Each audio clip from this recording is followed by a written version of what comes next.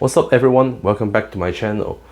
Today we're going to work on, actually it's kind of like a homework problem from a textbook that I found called Algebra Group 1, which is actually an abstract algebra textbook. Of course you can think as a college level textbook that is written in German. So this is actually one of the homework exercise problem from that textbook. So the problem is actually written in German as well. So here is the problem. It says, es sei all dies ein Link mit der Eigenschaft dies für alle A in R beweisen Sie in R geht A plus A ist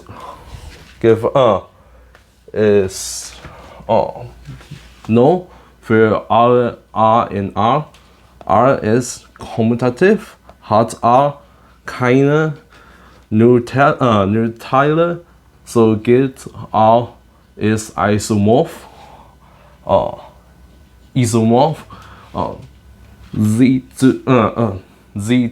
That's right. So what does it really mean? It just really means that given a ring that is not the trivial ring contained with only 0, with the condition with a condition here that says a squared is equal to a for all a an element in R, the ring. Show that first one in R we guess that for all elements a in R, a plus a is equal to 0, and then second condition, R is commutative, and then the third condition such that R does not have or has no 0 divisor to prove that, or to get that R is actually isomorphic to the Z2 ring.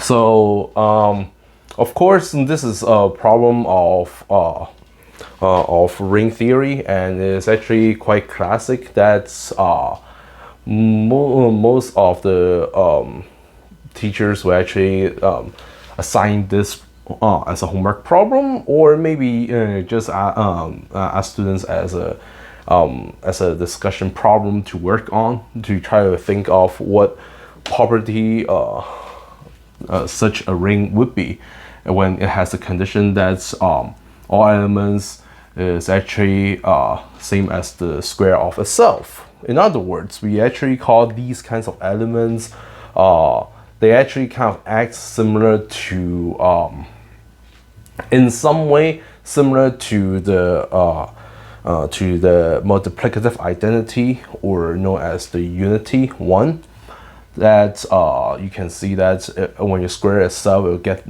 itself back, and that also will be able to get some other interesting properties. So we're going to show or maybe I would say prove these three conditions that we have here. So before we move on, you can try to pause the video and try yourself first and see if you can actually get the same kind of proof that we have. Okay, here we go. So the first one, we want to show that for all elements A in the ring, that that's given with the above condition, that those elements are equal to the square of themselves.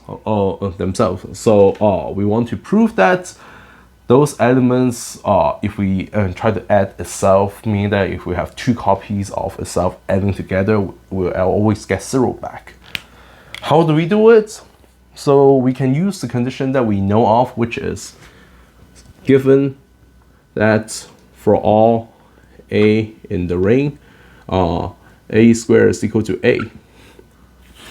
Then we can see that suppose there is an element called negative a. Well, again, because a is an element in the ring, that of course has addition and condition, where for the addition group inside, all the elements must contain the additive inverse. So we already know that the negative inverse, negative a, exists there. Then we say that negative a will be the same as negative a quantity squared based on the condition that we know of. Then as we try to square it, of course, negative a times negative a here, the two negative a's, the two negative will cancel out and turns into just a times a. And again, that is just based on the fact that negative 1 is already there as well, because we know that 1 exists in this ring, and that one is that 1, which is a multiplicative unit, multiplicative identity, is not the same as 0. So it will make sense to say that if 1 is there and 1 is not equal to 0, then we must have a negative 1 exist in such ring, and that negative 1 will behave the same as the regular negative 1 that we know of.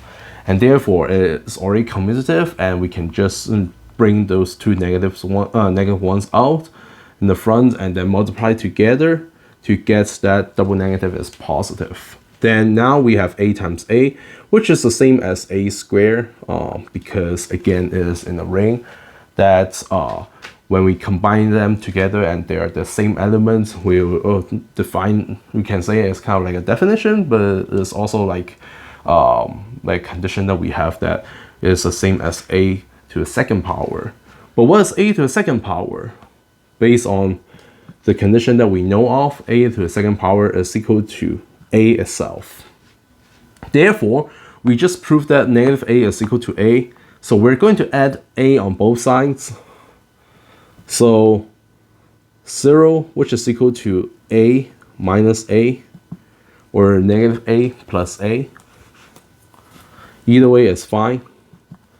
It's actually equal to a plus a, because we're going to replace the negative a by positive a using the results that we just found. And that shows that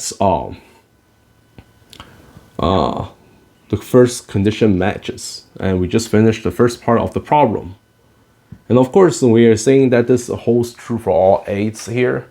Well, it also includes 0 here. So because again, even if we try to exclude the 0 case, we can just do it separately and show that, well, 0 plus 0 is of course equal to 0. That's it. And so we combine both conditions, both cases together, we still get the same results back. So here is the first part. Now we're going to move on to the second part. Here we go. Since the problem is long, we will divide it up into 3 videos and go over one part each time. Thank you for watching. We will see you in the next video.